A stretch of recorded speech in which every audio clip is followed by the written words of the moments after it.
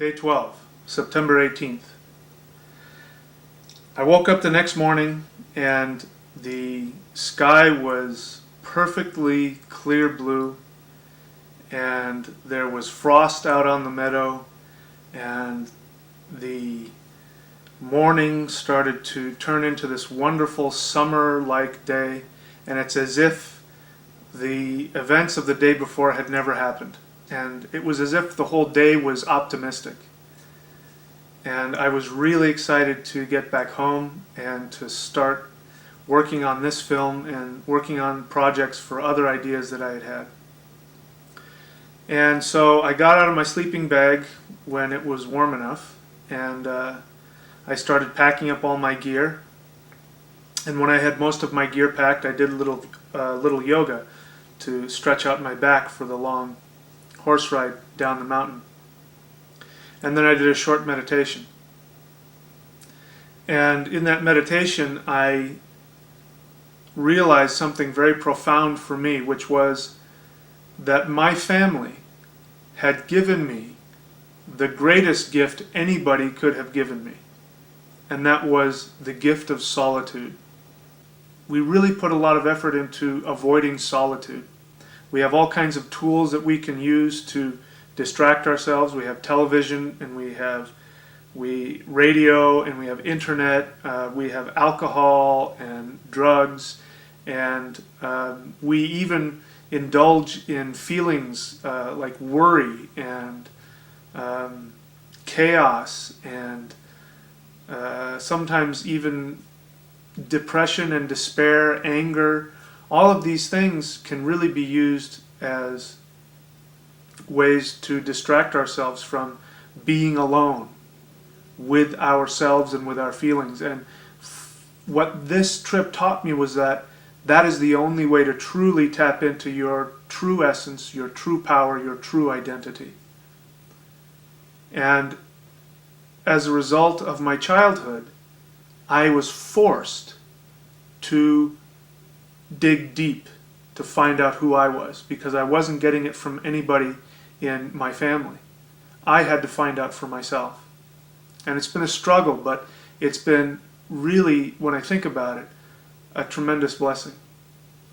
I went and said goodbye to everything, the trees, the stream, the meadow, and was having some slight twinges of doubt that maybe I'd be forgotten.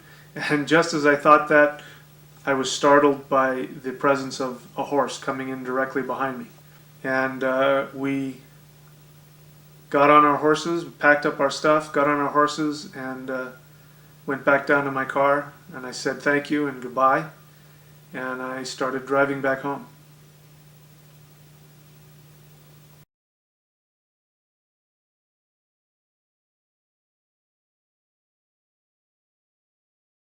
Well, I'm back home, and I'm feeling really kind of spacey. My body feels really light, and my head is kind of spacey. I feel like I'm on drugs or something, but I know it's that this happens every year. This is the transition, coming back from that environment to normal everyday environment. It takes me a few days to reacclimate myself. But I feel really good. I was just now thinking before I taped this, and I was thinking about my money situation, and so the worries started coming in. I have all these bills, and that same old tired worry that I was feeling before I left. And I realized, and I stopped, and I said to myself, you know what? All this stuff was there when I was in the mountains, but it didn't affect me. And yeah, I was in a completely different environment and all that, but in the wilderness, you don't spend a lot of time worrying about the future. You deal with the present, and you know that each day is going to be different, and you deal with whatever that day brings you. And just dealing with what happens is a completely different mindset than spending a lot of time worrying about it. So that's what I'm going to employ. I'm really looking forward to getting back to my project. I've got a lot of ideas for new projects, And I'm looking forward to working and editing on this piece here. I think it has a lot of potential. We'll see. I don't know. But I'm just really happy that I did this again this year, and I'm really happy to be back. And maybe we'll do it again next year.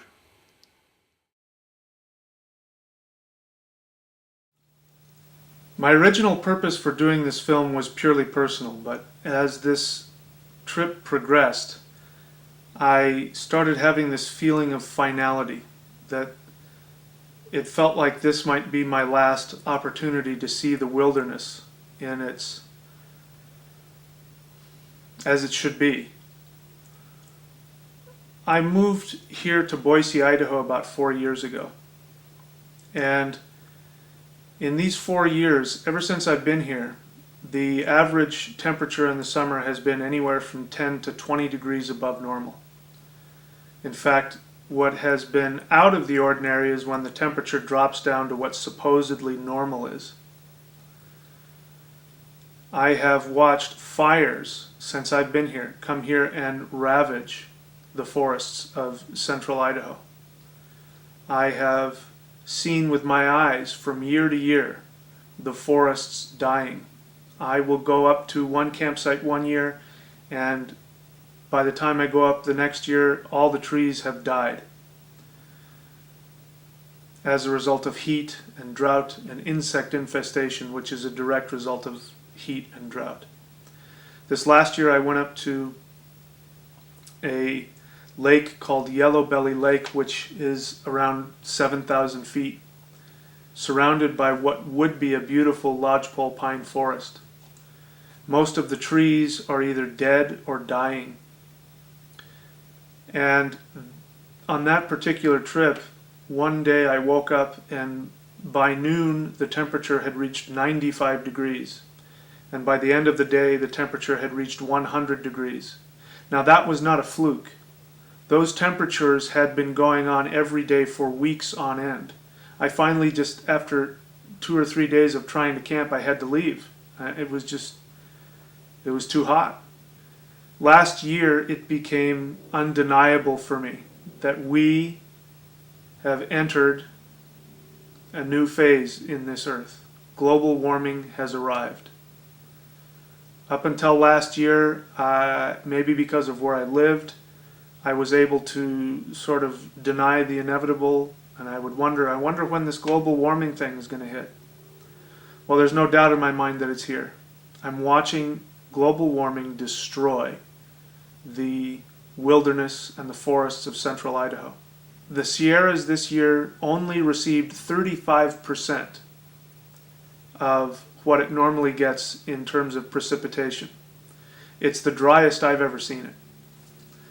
And so it only makes sense to me that it's only a matter of time before we start seeing some of the same things happen in the Sierras that I've watched happen here in Idaho.